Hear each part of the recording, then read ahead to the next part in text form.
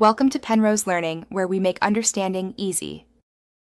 You begin by creating the class. Open Google Classroom, click the plus and choose Create Class. Enter the class name, section, and subject, then adjust visibility so only invited students can join if desired.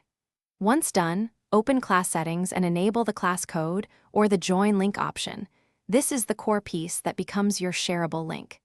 Make sure to save changes because Classroom generates or reveals that link only after these settings are confirmed. You now locate the actual join URL inside class settings or at the top of the class stream. Google shows a join link or the class code to convert into a link. Once located, you can shorten or customize it with a trusted URL shortener if you want a cleaner address.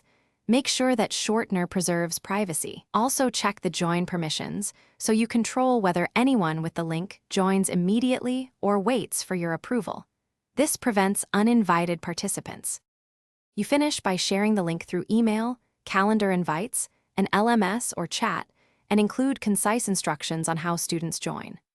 Once shared, test the link in an incognito window or using a student account to confirm it works as expected.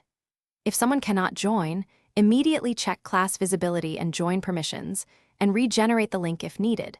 Sometimes toggling the class code off and on forces a new, functioning link. Keep one troubleshooting tip handy. Thanks for watching. If this was helpful, leave a like and consider subscribing. See you next time.